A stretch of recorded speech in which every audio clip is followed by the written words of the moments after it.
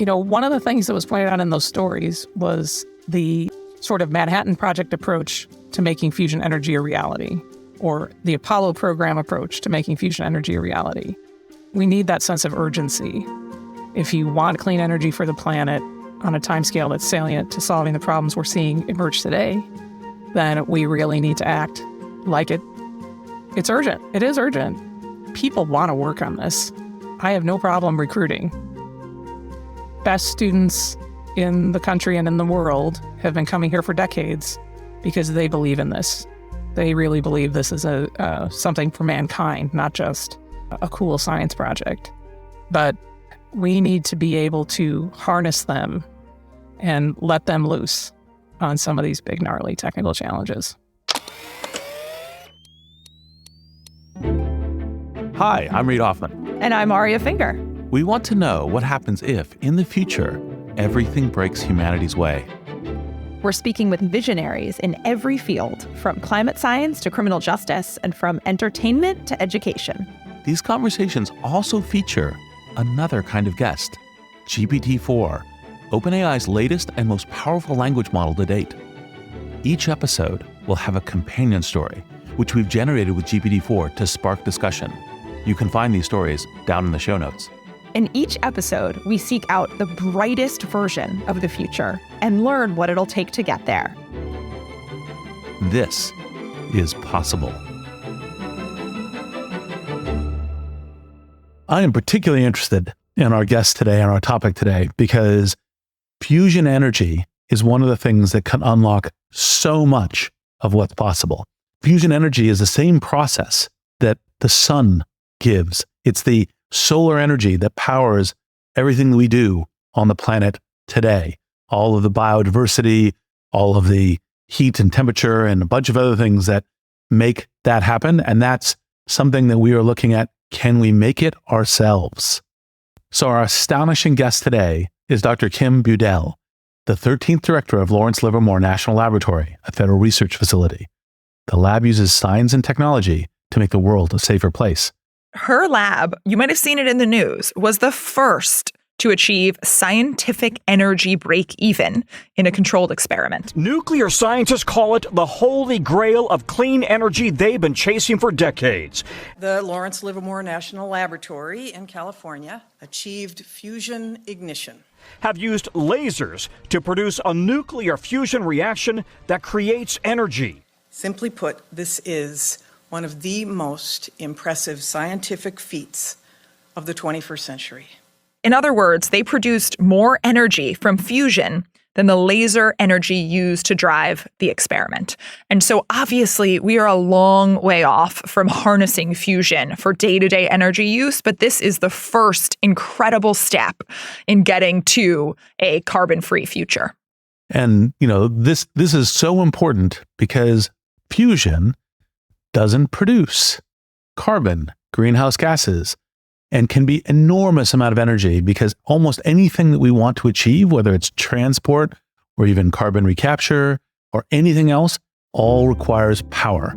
And if we can do that in the clean way that fusion operates, the future is bright and very possible. So your laboratory achieved a historic breakthrough last December. Before we get into specifics, how do you reflect on that moment now that it's been a few months? That's a really good question. It is a little bit surreal.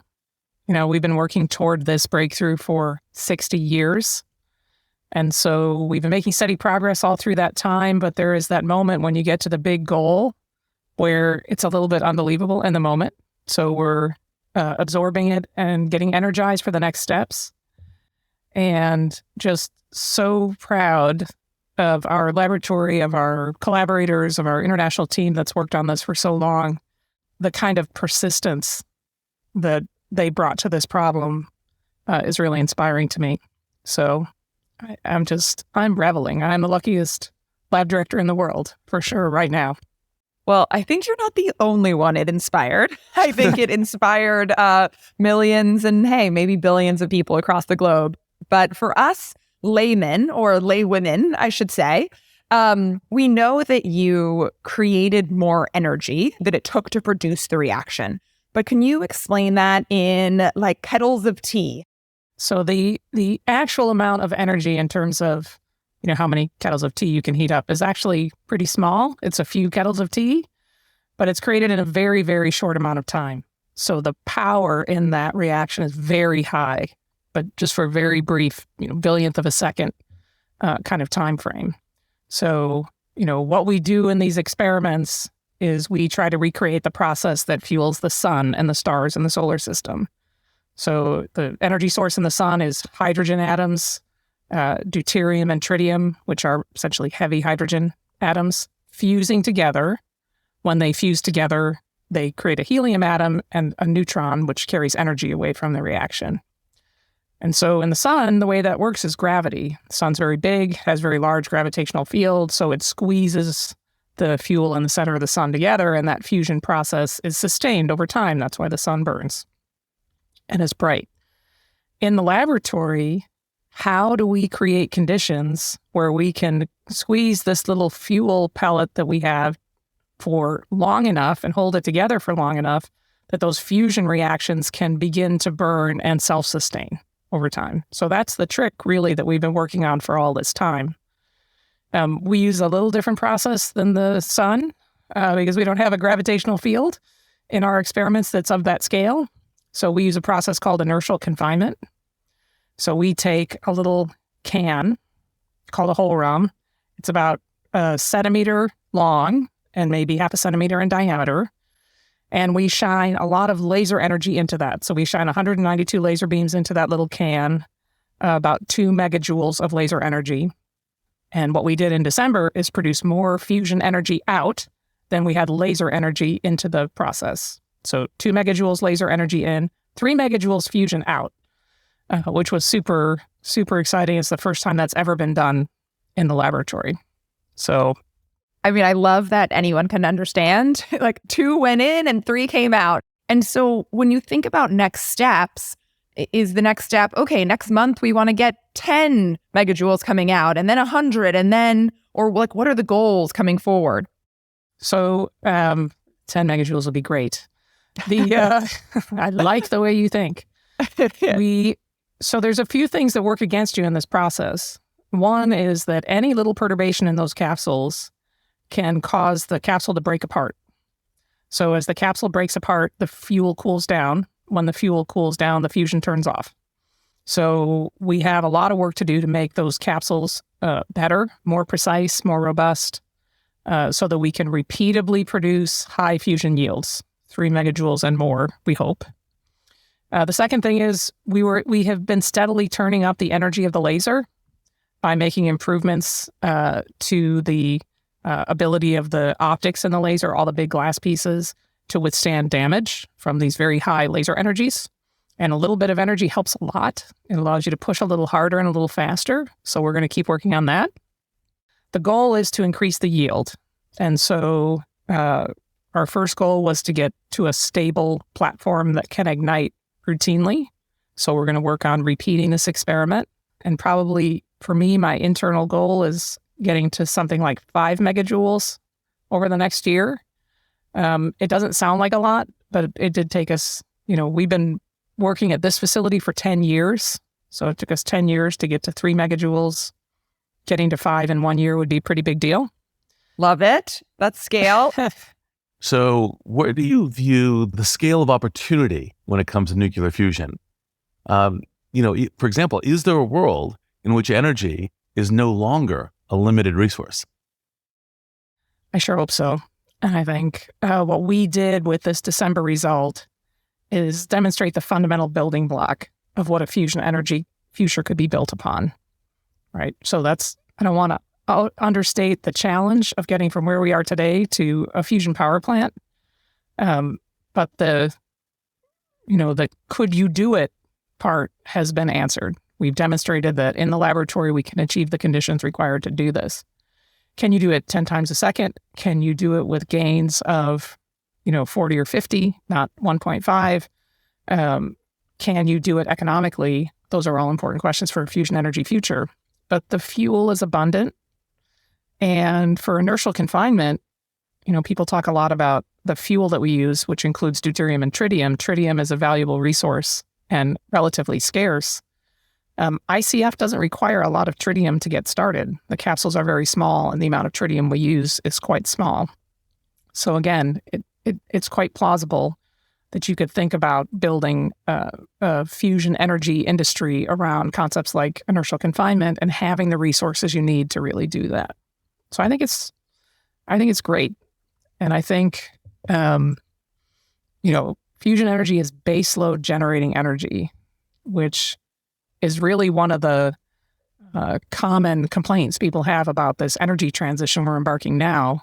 It's fine to say we're going to use renewables, but the sun doesn't always shine and the wind doesn't always blow, and that's true. And you can mitigate that with storage, and we're working on that as well. But fusion energy would be 24/7, 365, baseload, scale, clean, carbon-free energy. I just think that's too good to not make a really good run at it. One thing I think your average person doesn't realize is that fusion in many ways is much safer than fission. They understand why fission, isn't necessarily safe because you've got Hiroshima and other examples of Chernobyl of serious lack of safety, or serious challenges with safety. I'm obviously very supportive of modern developments in fission as another thing. Say a little bit about why fusion actually has a higher safety characteristic. Yeah. So very fundamentally, in fission, when you start a chain reaction, it continues without any inputs from you. So if you let a reactor run away, the fissions will continue. And, that's why fission is a core component of nuclear weapons, right? Because that reaction is easy to harness. Fusion is the opposite. If you take the pressure off, the fusion reactions stop. So there's not the same kind of issues with a runaway where you would get uncontrolled energy production out. In these little pellets, in this experiment, we burn just a small fraction of the fuel, a few percent again. We think you can plausibly burn up to maybe 20% of the fuel. So again, it's self-limiting in terms of how much energy you can get out. The second thing is that tritium decays fast. So you don't generate the kind of long-term radioactive waste that fission does.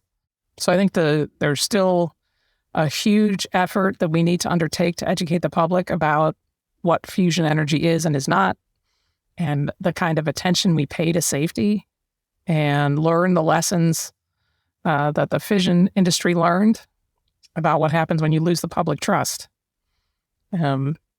We've been out talking to communities about energy transition, and there's not a lot of trust for new technologies because we don't spend the time up front to really explain to people what they are and help them be part of the process of, creating the confidence in the technology to move forward.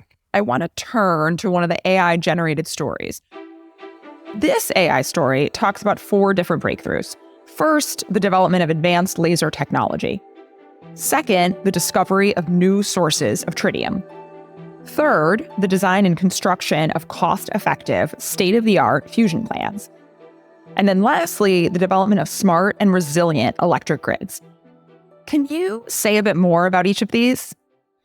Well, I definitely think we can deal with the challenges, which are many and myriad, that we're going to face in this place. And so the development of advanced laser technology, not necessarily based on quantum dots and metamaterials, is sort of a today thing. So we have built high repetition rate, so many pulses per second lasers that deliver kilojoules of energy for other applications. Based on the NIF laser is based on flash lamp technology, which is exactly what it sounds like. Big gas-filled tubes that flash light into the laser amplifier slabs, and then a little pulse comes through and extracts that energy. That's how the laser energy builds up. In diode pump lasers, you can tune the diodes to very efficiently pump the laser glass. So you translate more of the energy from the diodes into actual laser energy. So that's a today technology. The biggest challenge there is cost. The diodes are very expensive because there's not a big market yet. And so, this, we hope, is going to be the start of a way to drive that. New sources of tritium, I think tritium, I don't want to understate the challenge of tritium, but I think tritium is a manageable challenge in the future. So I think there are ways to deal with that. And what are the ways that we're going to deal with that? Just so I know, the criticism is we don't have enough sources, and you're saying like, right, this is doable. We can deal with it. Right. So we know how to make tritium. We make tritium in reactors. One of the challenges today is we're shutting down reactors. So the shortage of tritium is not a shortage of knowledge of how to make it. It's a shortage of places to make it. And so we could take a decision that we're going to have a managed program of fission reactors that will allow us to generate tritium, for example. And we could find, more efficient ways to extract tritium from the current production methods. And I've seen a couple of investments that are looking at cleaner production of tritium too. Yeah, so absolutely. And there was a program in the distant past on accelerator production of tritium. It has to be cost effective, but there are other ways to make it. And in the fusion power plant, you would both recycle it, you'd capture the tritium and reuse it, and breed it in the reactor. So you have to have a scheme that's efficient enough to make that viable, but we have plausible pathways to get there. And then cost, economics right now, that is a huge challenge. These little targets that we make are exquisite objects of art. They are hand assembled by a team of people that do miracles every day. They have the little tube, little capsule's 2 millimeters in diameter. The little tube that puts the hydrogen in the capsule is thinner than a human hair. So just amazing. So this is not power plant ready. They're very fragile. They're very expensive. They're very artisan. Expensive in the sense that you have to have an army of artisans to put them together. We've got to work on that. And that means experiments to understand what are simpler capsules, what are more cost-effective materials, what are better assembly techniques, et cetera. I think we can do it, but that's a big one. And then the development of smart and resilient electric grids, that's just an everything challenge. The one advantage in the developing world, we saw it with cellular phone technology.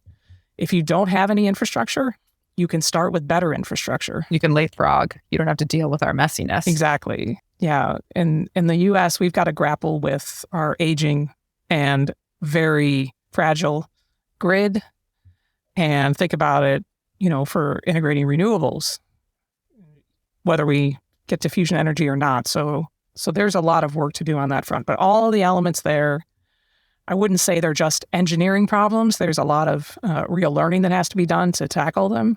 But there are paths to get to that future. And the question is, are we going to really do it? Are we going to invest at a scale that gets the very best people together to think about these problems and come up with creative solutions? Well, one of the things that I think that people are going to be super interested in, and I can already tell from our discussion, you're one of these thoughtful, careful scientists about okay, this is what it looks like, and are, reluctant to do wild speculation, although I'm about to nudge you a little bit in that direction, because one of our GPT-4 stories was this very optimistic, kind of tale of how we would get to abundance and how quickly we would get to 400 megawatts facilities and so forth. And so, trying to say, we'll get there. One, how did you reflect on the story? And then two, if you were to hazard, and this is the nudge, of when should we be thinking fusion starts being possible for us? So, one of the things that was pointed out in those stories was the sort of Manhattan Project approach to making fusion energy a reality, or the Apollo program approach to making fusion energy a reality. If the country decided to invest $50 billion over 10 years, then maybe we'd have fusion power on the grid in 20 years, right? The timeline really is a function of how much effort and intellectual capital we can bring to bear on these hard problems. I tell people the story all the time of how we built the National Ignition Facility. So when that project was authorized, 7 of the essential technologies to make it work didn't exist. So first, can you imagine someone funding this project today? We come in and say, we don't know about this big laser. It's never been done before. It's, 20 times bigger than anything's ever been done. And oh, by the way, there's a few things, important things that it won't work without, and they don't exist yet. But not, don't worry about it. We'll get it. Well, we did, right? We got the money. We put these gnarly problems in front of the smartest people we could find, and they figured them out. And they figured them out fast because their resource level was enough for them to really focus and do the things that are necessary to move fast. And so that connection between scale of investment, the amount of intellectual energy you can bring to the problem, and the pace at which you can move is a big part of this. And I'm worried about that. That's a public investment in this, right? So patient public investment in fusion is what got us to this point. Because no company in the universe thinks in 60 years, if these guys get this ignition thing, boy, that'd be great. I mean, yeah, it would be great, but I'm not paying for it, right? So building a public program that's big enough to drive these advances fast is the difference between fusion energy in 20 years and fusion energy in 50 years. And then the private sector provides that driving timeline where they say, if we're going to make money on fusion, and you got to get a power plant out in the field making energy for me. And so let's accelerate this program. Let's take a little bit more risk because the payoff is potentially much higher. And we in the public sector need that. We need that sense of urgency. You know, if you want clean energy for the planet on a timescale that's salient to solving the problems we're seeing emerge today, then we really need to act like it's urgent. It is urgent. So I am cautious in that I don't want people to miss the part about how you have to invest to get there. People want to work on this. I have no problem recruiting. Best students in the country and in the world have been coming here for decades because they believe in this. They really believe this is something for mankind, not just a cool science project. But you know, we need to be able to harness them and let them loose on some of these big, gnarly technical challenges. Do you have any thoughts on how do we get to that Manhattan Project? How do we get to the increased investment? Like you just said yourself that, you know, if you had come to the government today with this radical proposition, they would have laughed you out of town. And I sort of had chills. I was like, oh my God, you had 0 out of 7 ready. And like, you still pitched them on it and made it happen. I don't know. What do we do? Do we need billboards about this? Do we need more press? Do we need more lobbying? Like, what is the thing that we need so that we actually get the investment? Because, you know, the planet's getting warmer and we don't have the time. We don't have the time to wait. I think there's a couple things. We've had some friends in Congress that have been incredible supporters over the long term that understood that this was really hard and that, you know, we couldn't make promises. We don't know if it's today or tomorrow or next week or next year, but that we were going to put our best energy and effort against advancing the field and making this thing a reality. So I really want to acknowledge that there have been people who've been putting their money where their mouth is on this issue for a long time. But, you know, fundamentally, it's very hard in the government to have a sense of scale. So if you've ever gone and tried to get money for a project, it's just as hard sometimes to get support for $1 million project as for $1 billion project. I mean, the psychology is very interesting.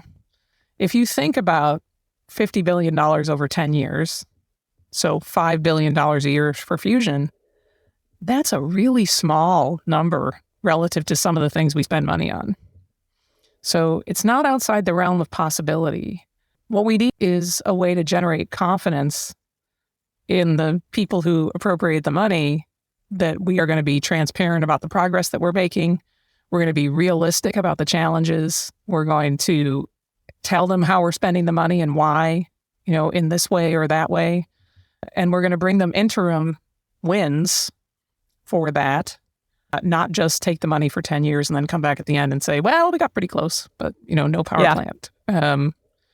This program has spun out an immense number of technologies. And over the arc of 60 years, I think we lose sight of that. So, you know, your iPhone is filled with chips with very small feature sizes made by extreme ultraviolet lithography. And the core technologies of EUV EUV lithography were invented in the ICF program. So my lab, Lawrence Berkeley National Lab, Sandia National Laboratories, that foundational technology was invented on government investments, using the things we were learning about building big laser systems and optics for these government programs. And so, that's just one. Microwave impulse radar. So every time someone backs up and that annoying beep tells you you're about to hit something, that came out of the ICF program.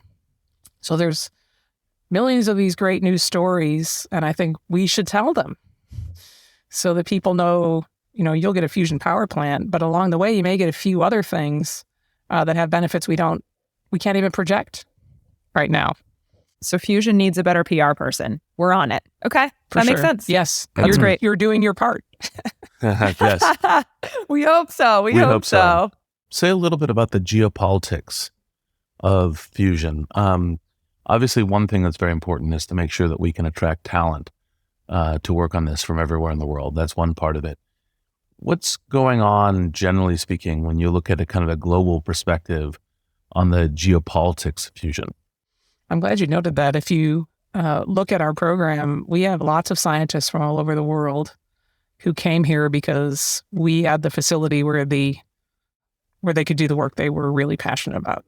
And it's been an enormous benefit to us. The very smartest people are, flocking to this program, and we want to keep that current of global talent coming here. Other countries are pursuing this technology for a lot of reasons. Russia has built a large laser facility, scaled to compete directly with the National Ignition Facility and to pursue what everyone agrees is a game-changing technology if you can make it work. China similarly has been building a series of ever larger laser facilities to try to advance in what they know is a strategic area. So it is an area of strategic science and technology cooperation. And it's a place where the U.S. would do well to remember what S&T leadership is about, right? It drives our economy. It is why the U.S. is this engine of innovation in the world, because we have chosen not to be in second place. We have chosen not to be a fast follower. We've chosen to be pioneers in strategic areas, and this is clearly one of them. We do have fantastic international partnerships with some of our traditional allies. So the French are building a laser megajoule, which sounds cooler, I must say, because it's French. Mais oui. It'll be a little bit smaller than NIF, but it's built on the same core technologies. And because we worked so closely with the French, we were able to really advance some of the technologies we needed for our laser, because we had two facilities that were going to purchase components. For example, all the laser glass had to be produced by a very unique and new process. And so the fact that two facilities were going to buy laser glass made it more attractive to an industrial partner to stand up a whole new process to do that.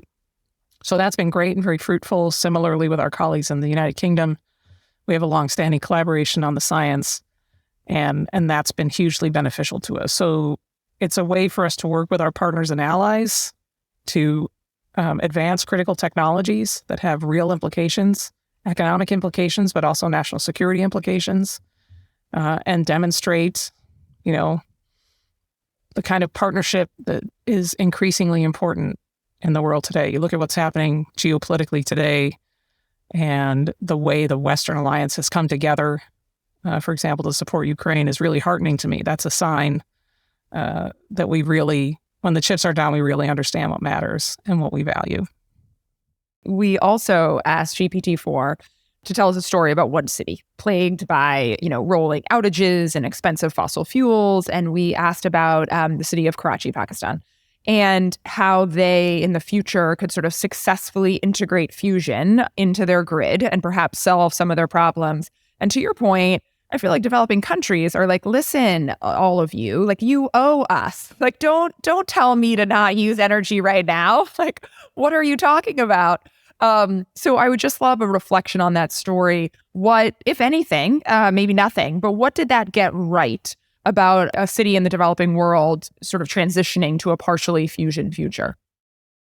I thought that story was actually really quite good. it got several things right, including the time scale. I think that was the one that had the $50 billion over 10 years or something. You were like, yes, we need that money. Yes, exactly. That is exactly right. Let's write that into next year's budget. I liked the fact that it hit on all the elements of making this transition, because fundamentally, the hardest part is often not the technology. It's public acceptance.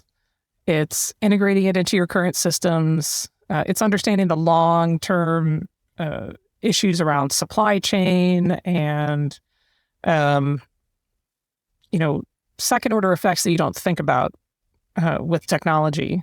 As I mentioned earlier, we've been talking to communities about these energy transitions, thinking about nearer-term steps like carbon capture and sequestration, as an example, or other carbon management strategies. And people really just don't trust technology. They don't trust experts at the current moment very much. And we don't have a very scientifically literate public. And we need to address all of those challenges. And I thought that story really focused in on the sort of the social aspects of how you make these kinds of big transitions and how you make them successfully, right? I got to go. I have gotten to do all sorts of amazing things because of this. I got to go to the World Economic Forum in Davos. Yep, we saw Who that. knew? Tony Blair, former Prime Minister of the United Kingdom, made an excellent point. He talked about politics in the following frame: unforgivable politics and forgivable politics. Unforgivable politics is politicizing science, right? That is not something politicians should do. Forgivable politics is, I need to get elected next time. And if I run on a platform of solving a problem in 30 years, that's not going to help me get elected in 2 years. So how do we create the conditions for a politician? So the centerpiece of that story is around the mayor making this big bet, and it's successful and she gets reelected and that's all really good. How do we create the conditions for elected officials to make these kind of investments and make it be value added to them for the things that count? Because if they don't get reelected, they don't get to keep doing it, right? They have to think about the politics of the decisions they're making. So, talking about a future change just doesn't have the same kind of electoral impact that talking about today benefits can have. So I think we need to think about that. How do we create that environment? We've talked about it in terms of public health preparedness. It's easy to talk about public health preparedness when you're in the middle of a global pandemic. What do you do when you're between global pandemics? That's when you really need to do the work. So Fusion has a little bit of that character to it as well. How do we create the conditions where elected officials will do the right thing? Absolutely. And to your point, I think we can be mad at politicians for unforgivable politics. But for the other part, it's sort of our fault, or we have to look inward. It's like they're only reflecting us. And so it is the job of the media, it is the job of tech companies, it is the job of everyday citizens to create these conditions so that the politicians can make the right choice, and that hopefully we can hold them accountable to it. But, like you said, if we could wave our hand and have fusion tomorrow, we would still need public sentiment. We would still need courageous leaders to implement it. We would still need a new grid. So certainly technology is a huge piece of the challenge, but it sounds like it's just one of many. Yeah. Have you given any thought to what we as kind of like citizens, as leaders, as media people, et cetera, might do in order to help create the conditions that would incent, kind of our leaders to play more in that space? I mean, kind of a classic one would be, and I could always ask, my friend J.J. Abrams could we workshop this into some science fiction and some movies? What are the things in order to help do that? Have you had any ideas there? Well, one has been the experience of the last month. People everywhere I go are celebrating this, which is amazing. When was the last time we had a story about a national lab that was this good and this sustained? I'm loving that. and so captivating to people. It really relates. So highlighting progress, highlighting the benefits of innovation, the small wins that come along the way, I think is really important. And it's easy for us to focus on the, bad things that happen, or the failures, or the things that didn't pan out. And so tipping that balance a little more to the positive side of the ledger, and thinking about the people who do this work and humanizing the work. I think science can seem very elite and very distant and on some, higher plane, which I got to tell you, that's not how it feels. Getting people to really see the work we do and the people who do it and how relatable that is. It really is. I mean, I'm an experimental physicist by training and by temperament. I consider myself a blue-collar scientist. I build things, right? That's what I do. And I ask questions, simple questions about the world around me, and then I go out and Mother Nature tells me whether I'm on the right track or not. And so that doesn't sound quite so distant or elite as I think how the public envisions what the pursuit of science is like. And there are many things that we do here that are just, when people really see them, they're just so captivating and amazing. The technology we use is so cool, and the scale at which we work is so unbelievable, and the people are so real and energetic about the work that they do. I just really wish the public could get more access to that. And I know it's hard. There's a lot of things going on in the world that aren't great. But that positive message about the possibilities of science and what it can do for us in a good way is super important. And, I don't think this is too parochial, but experts matter. When I go to the doctor, I want someone who really knows what they're doing. I really value that. I value the time it takes for someone to become truly expert in their field, and helping to rebuild that respect and understanding that it's not elitist. It's just, from my perspective, service, right? We work in service to science. In our lab, we work in service to the national security. We feel that commitment very acutely, and I would love people to believe that, because it's true. It's really true. Well, we 1,000% agree. And if J.J. Abrams wants to come, we are totally open. Well, I will ping him. And we completely agree on moving towards this possible great future and people understanding it and capturing some hope and optimism and a move forward versus fear of the future.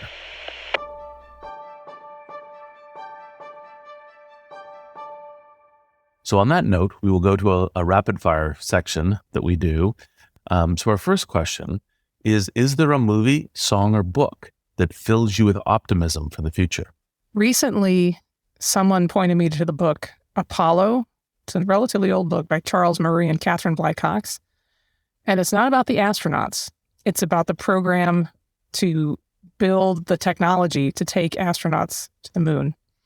I actually listened to the audiobook, and when they were in the control room during the moon launch, my palms were sweating.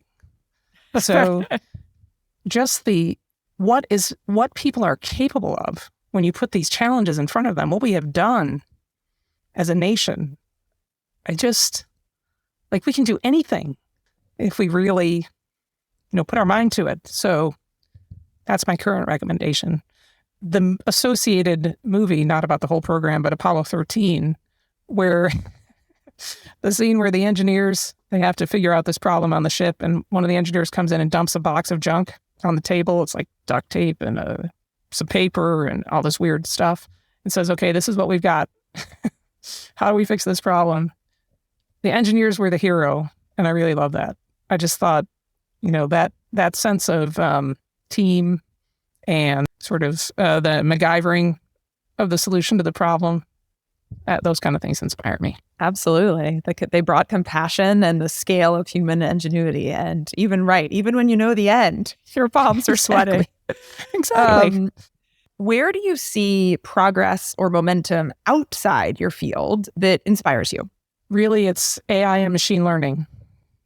It is changing everything about everything. And for me, the big revolution that's coming is in biology, our understanding of biological systems, human health, and of our ability to cure diseases. I mean, the rate at which we are learning how to use tools like gene editing or how to design drugs and therapeutics to tackle, long-standing dread diseases is amazing. I've told my kids, maybe I've warned my kids, I plan to live to be 150. And it's looking more plausible by the day. So that's it for me. It's just mind-bending how fast that's moving. And we didn't pay you to say that. Yes, exactly. And which technology outside of, the kind of physical material sciences and some of the ones you talked about, are you most excited about for its ability to also add to your work and the fusion work? I think it's the work we're doing in advanced manufacturing. Additive manufacturing, at its simplest, this is the 3D printer that you can buy at Costco and make little plastic parts on. It reminds me of those old plastic extrusion machines at the museum where you could make like a submarine or anyway. Advanced technologies combined with design optimization, digital engineering, AI are allowing us to foundationally rethink everything about technology, because you can build things that were inconceivable 5 years ago. And it is going to make this fusion thing, I believe, go. We're going to be able to use that to how we're thinking about getting to that fusion energy future. A final question for you. Can you leave us with a final thought on what you think is possible to achieve in fusion if everything breaks humanity's way in the next 15 years? And what's like the first step in that direction? So if everything breaks the right way in 15 years, we should be breaking ground on our first fusion pilot plant somewhere in America, I hope. And that is definitely within reach with the right, kind of program, sense of urgency, scale investment, all those things are true. That would be a fitting bookend to this Wright brothers moment, to have our Apollo moment in 15 years, where we take the first step to putting energy on the grid.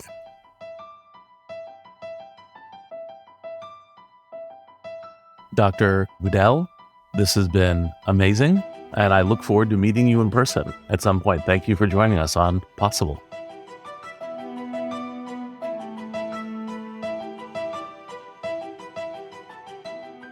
So that was fun, super energizing.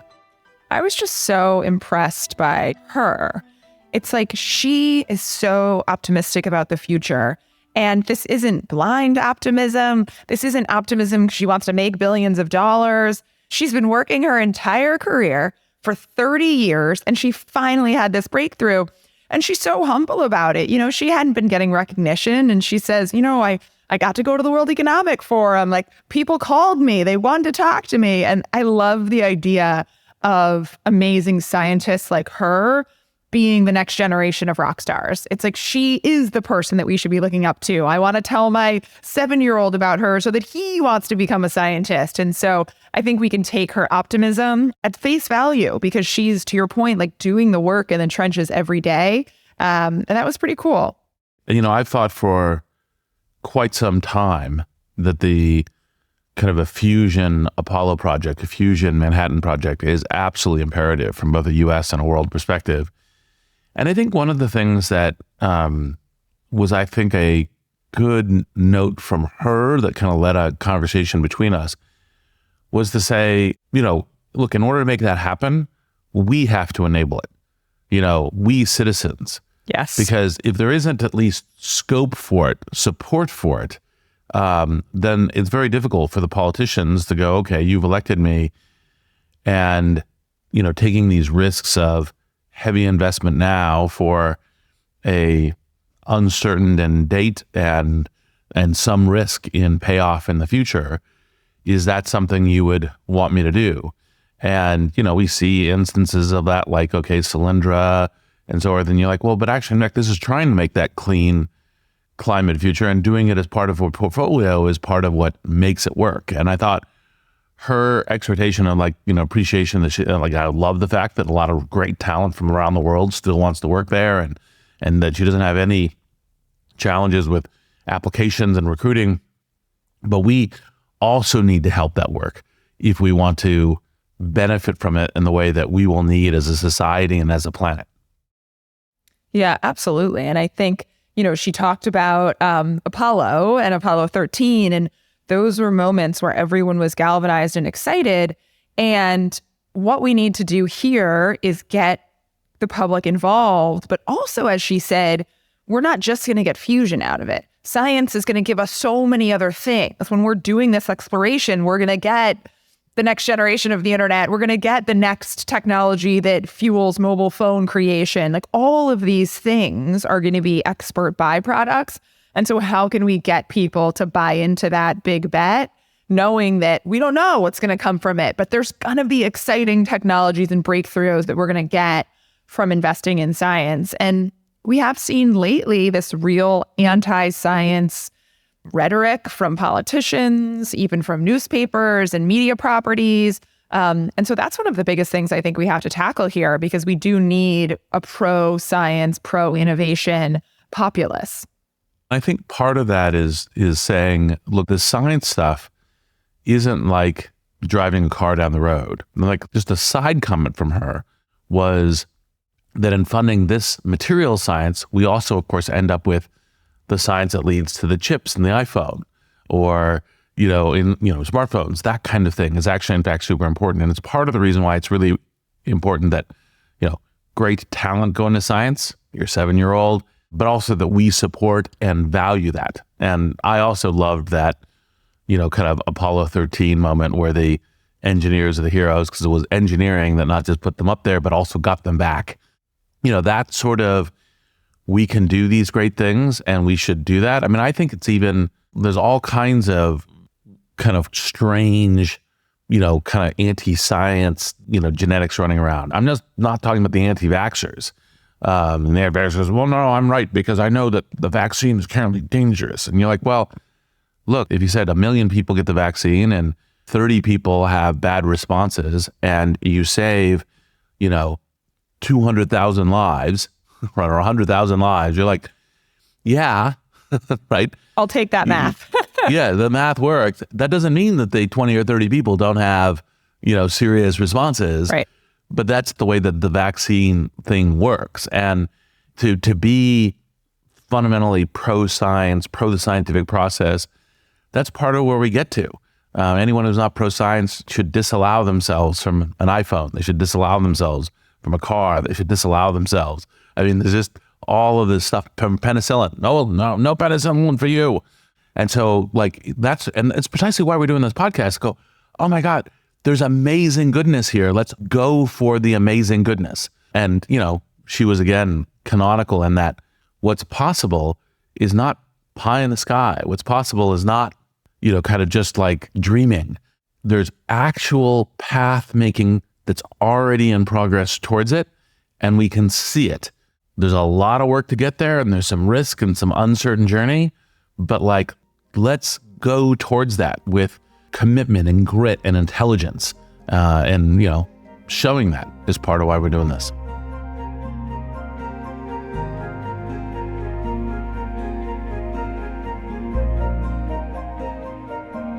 Possible is produced by Wonder Media Network, hosted by me, Reid Hoffman, and R.A. Finger.